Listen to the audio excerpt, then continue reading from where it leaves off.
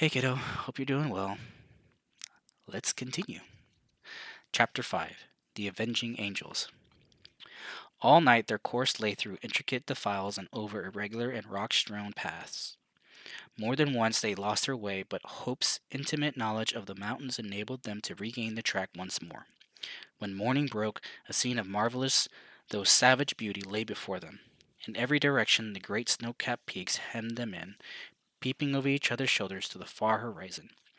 So steep were the rocky banks on either side of them that the larch and the spines seemed to be suspended over their heads, and to need only a gust of wind to come hurtling down upon them. Nor was the fear entirely an illusion, for the barren valley was thickly strewn with trees and boulders, which had fallen in a similar manner.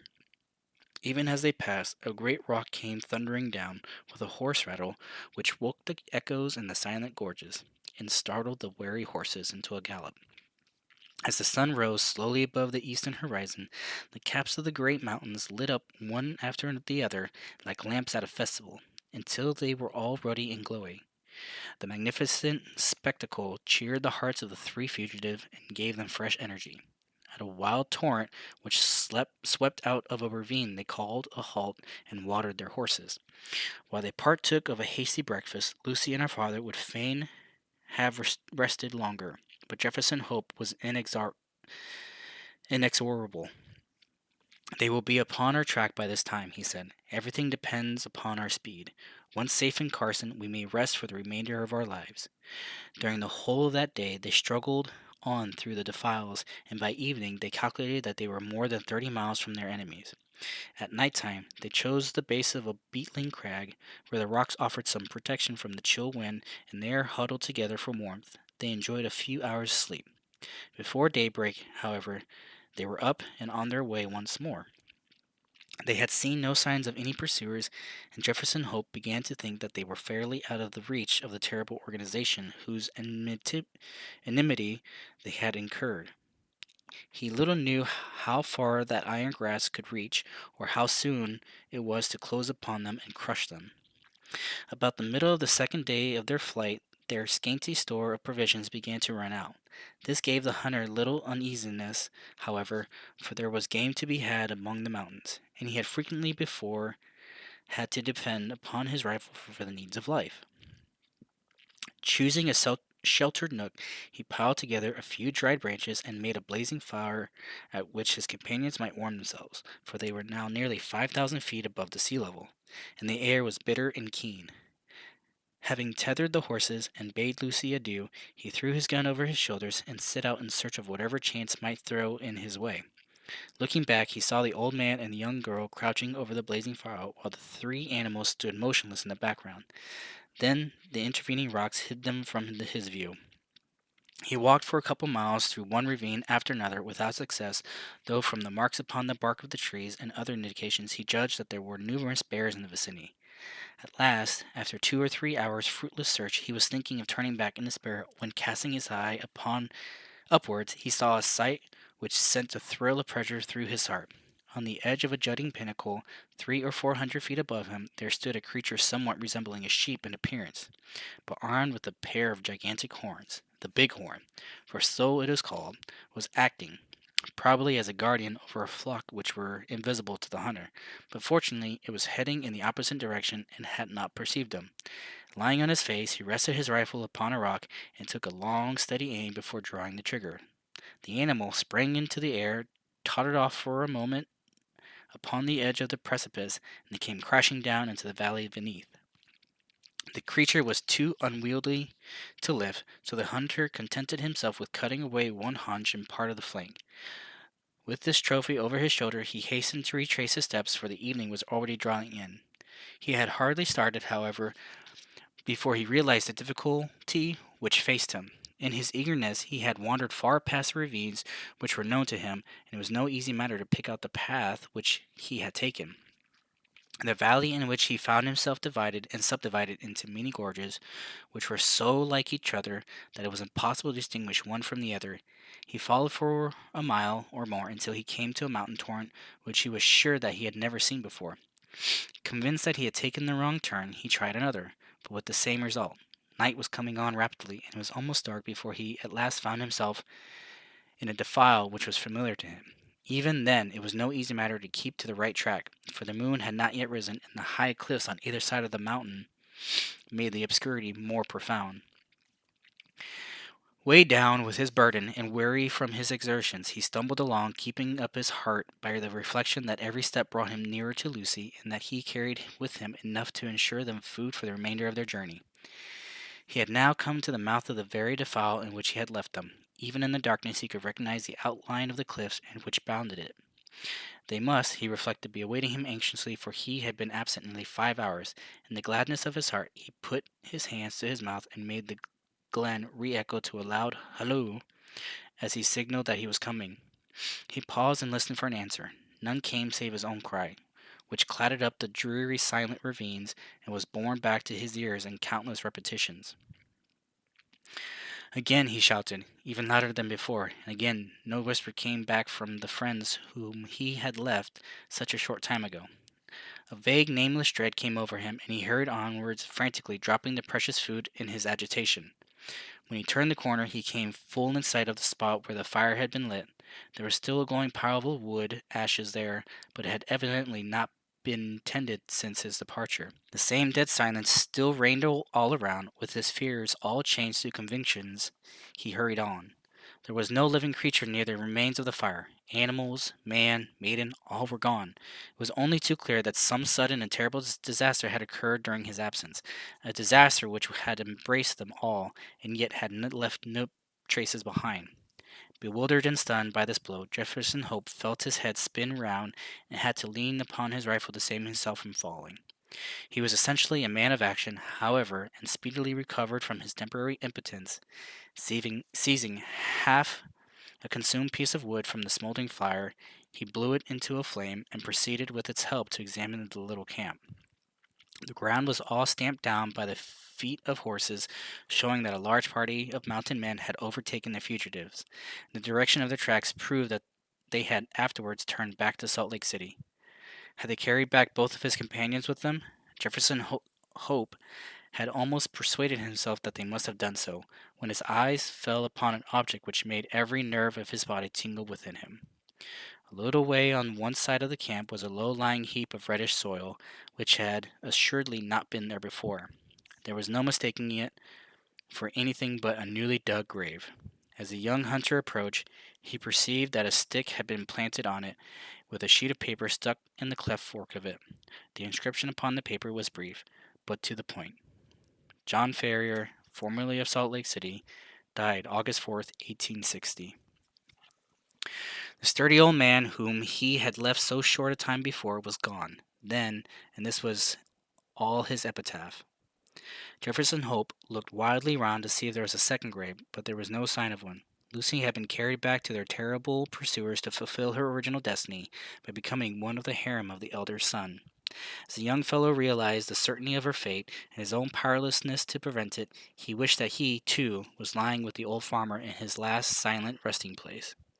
Again, however, his active spirit shook off the lethargy which springs from despair. If there was nothing else left to him, he could at least devote his life to revenge. With indomitable patience and perseverance, Jefferson Hope possessed also a power of sustained vindictiveness, which he may have learned from the Indians amongst whom he had lived. As he stood by the desolate fire, he felt that the only one thing which could assuage his grief would be thorough and complete retribution, brought by his own hand upon his enemies. His strong will and untiring energy should, he determined, be devoted to that one end. With a grim, white face, he retraced his steps to where he had dropped the food, and having stirred up the smoldering fire, he cooked enough to last him for a few days. This he made up into a bundle, and tired as he was, he set himself to walk back through the mountains upon the track of the avenging angels. For 5 days he toiled footsore and weary through the defiles which he had already traversed on horseback. At night he flung himself down among the rocks and snatched a few hours of sleep, but before daybreak he was always well on his way. On the 6th day he reached the Eagle Ravine from which they had commenced their ill-fated flight. Thence he could look down upon the home of the saints. worn and exhausted.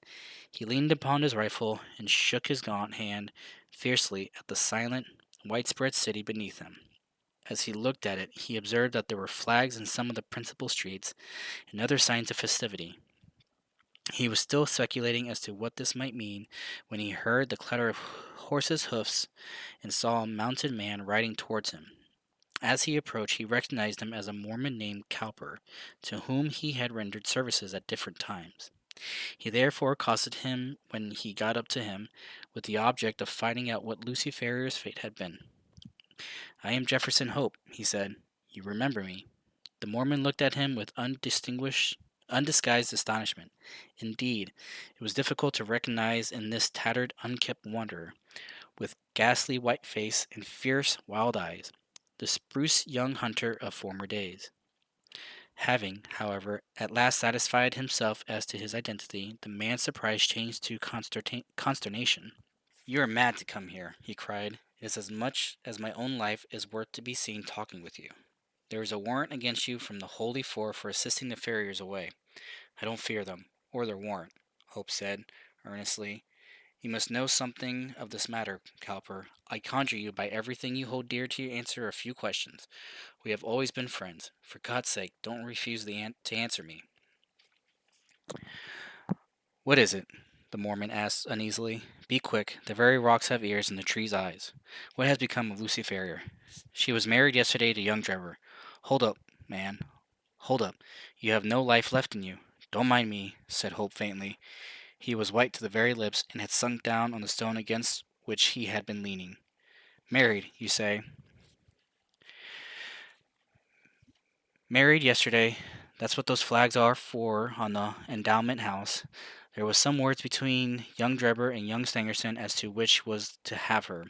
They'd both been in the party that followed them, and Stangerson had shot her father, which seemed to give him the best claim. But when they argued it out in council, Drebber's party was the stronger, so the prophet gave her over to him. No one won't have her very long, though, for I saw death in her face yesterday. She is more like a ghost than a woman. Are you off, then?" "Yes, I am off," said Jefferson Hope, who had risen from his seat. His fate might have been chiseled out of marble, so hard and set was its expression, while its eyes glowed with a baleful light. "Where are you going?" "Never mind," he answered, and slinging his weapon over his shoulder, strode off down the gorge and so away into the heart of the mountains to the haunts of the wild beasts. Amongst them all there was none so fierce and so dangerous as himself. The prediction of the Mormons was only too well fulfilled.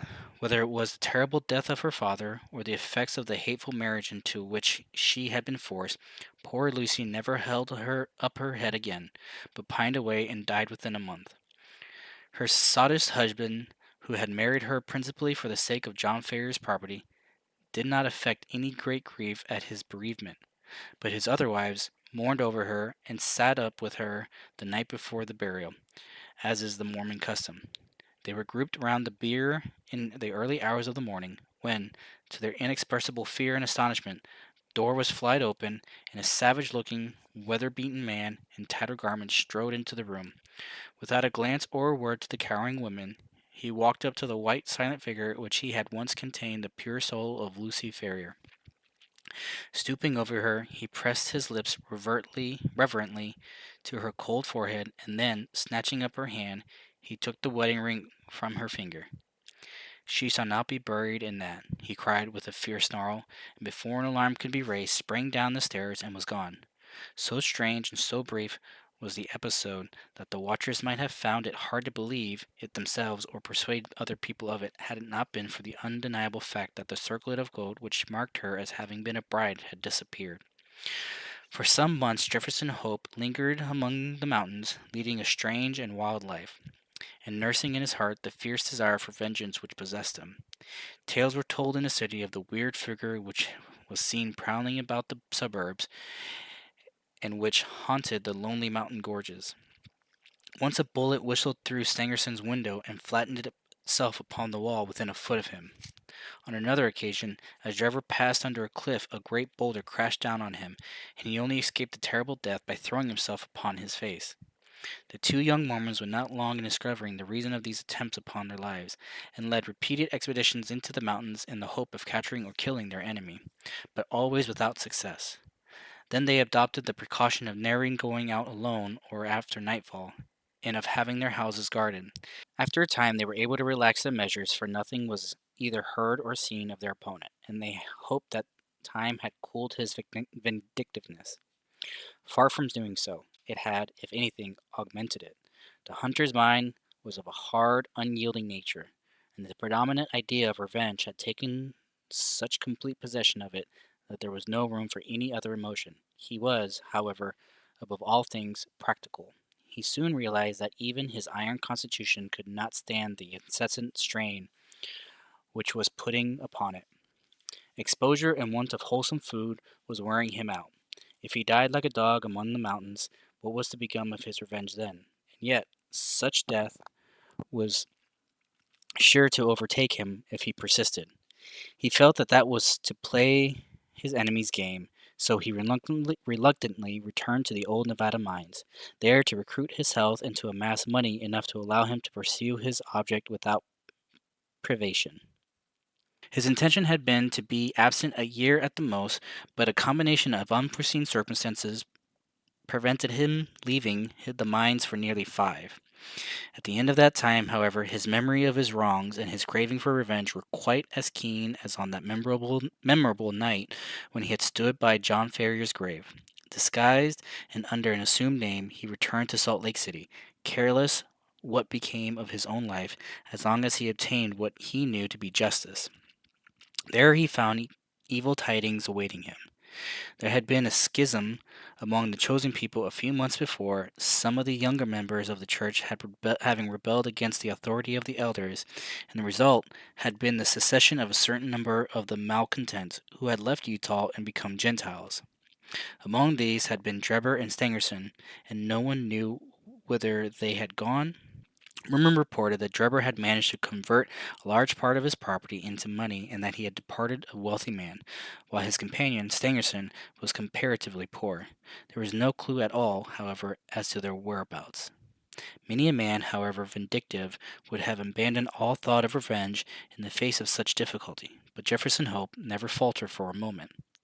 With the small competence he possessed, eked out by such employment as he could pick up, he traveled from town to town through the United States in quest of his enemies. Year passed into year, his black hair turned grizzled, but still he wandered on, a human bloodhound, with his mind wholly set upon the one object upon which he had devoted his life. At last, his perseverance was rewarded. It was but a glance of a face in a window, but that one glance told him that Cleveland, in Ohio, possessed the men whom he was in pursuit of. He returned to his miserable lodgings with his plan of vengeance all arranged. It chanced, however, that Drebber, looking from his window, had recognized the vagrant in the street, and had read murder in his eyes. He hurried before a justice of the peace, accompanied by Stangerson, who had become his private secretary, and represented to him that they were in danger of their lives from the jealousy and hatred of an old rival. That evening Jefferson Hope was taken into custody, not being able to find sure ties, was detained for some weeks. When at last he was liberated, it was only to find that Drebber's house was deserted, and that he and his secretary had departed for Europe. Again the adventure had been foiled, and again his concentrated hatred urged him to continue the pursuit. Funds were wanting, however, and for some time he had to return to work, saving every dollar for his approaching journey. At last, having collected enough to keep life in him, he departed for Europe and tracked his enemies from city to city, working his way in any menial capacity, but never overtaking the fugitives. When he reached St. Petersburg, they had but departed for Paris, and when he followed them there, he learned that they had just set off for Copenhagen. At the Danish capital, he was again a few days late, for they had journeyed on to London, where he at last succeeded in running them to earth. As to what occurred there, we cannot do better than quote the old hunter's own account, as duly recorded in Dr. Watson's journal, to which we are already under such obligations. And that is the end of chapter 5. I hope you're enjoying it, and sorry if my reading's a little wonky. Just kind of rushing through this, to be honest. Running out of time, trying to get the videos uploaded, and just a little bit busy on my end, but trying to get this done for you, buddy. I miss you. Love you.